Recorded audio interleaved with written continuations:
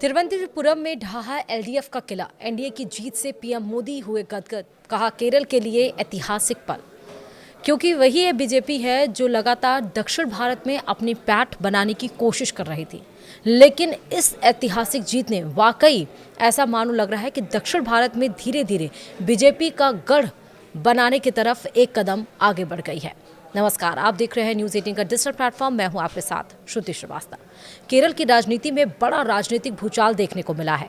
स्थानीय निकाय चुनावों के नतीजों में भारतीय जनता पार्टी ने तिरुवनंतपुरम नगर निगम में ऐतिहासिक जीत दर्ज करते हुए वाम लोकतांत्रिक मोर्चा यानी कि एलडीएफ से सत्ता छीन ली है। यह वही निगम है जिस पर एलडीएफ पिछले 4 दशकों से अधिक समय तक लगातार काबिज रहा था।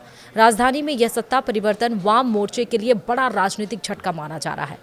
तिरुवनंतपुरम न सिर्फ केरल की प्रशासनिक राजधानी है, बल्कि राजनीतिक दृष्टि से भी बेहद अहम क्षेत्र माना जाता है।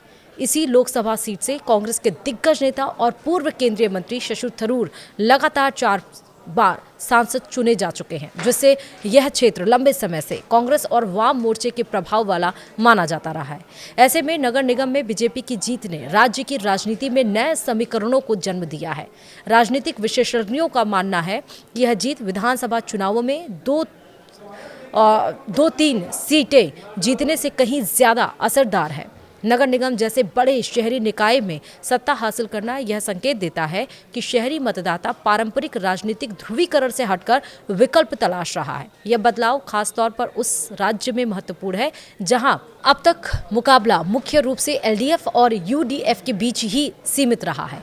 स्थानीय चुनावी रुझानों से साफ है कि शहरी इलाकों में एलडीएफ के खिलाफ नाराजगी उभरी है। प्रशासन, शहरी बुनियादी ढांचे, पारदर्शिता और स्थानीय मुद्दों को लेकर मतदाताओं का असंतोष नगर निगम चुनाव में खुलकर सामने आया। तिरुवनंतपुरम जैसे एलडीएफ के मजबूत गढ़ में हार ने वाम मोर्चे की रणनीति पर सवाल खड़े कर दिए हैं। बीजेपी ने इस जीत को ऐतिहासिक और निर्णायक जनादेश बताया है। पार्टी नेताओं का कहना है कि यह परिणाम केरल में बीजेपी के बढ़ते संगठनात्मक आधार और जनता के बदलते मूड का प्रमाण है।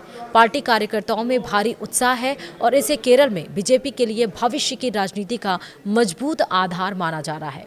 वहीं एलडीएफ नेतृत्व में नतीजों को गंभीरता से लेते हुए आत्ममंथन की बात कही है। वाम नेताओं का कहना है कि चुनाव परिणामों का वार्ड स्तर पर विश्लेषण किया जाएगा और जरूरत पड़ने पर सुधारात्मक कदम उठाए जाएंगे। वहीं तिरुवनंतपुरम नगर निगम में बीजेपी की ऐतिहासिक जीत पर प्रधानमंत्री नरेंद्र मोदी ने शहर की जनता और पार्टी कार्यकर्ताओं को बधाई दी है। उन्होंने सोशल मीडिया प्लेटफॉर्म एक्स पर लिखा, थैंक यू तिरुवनंतपुरम।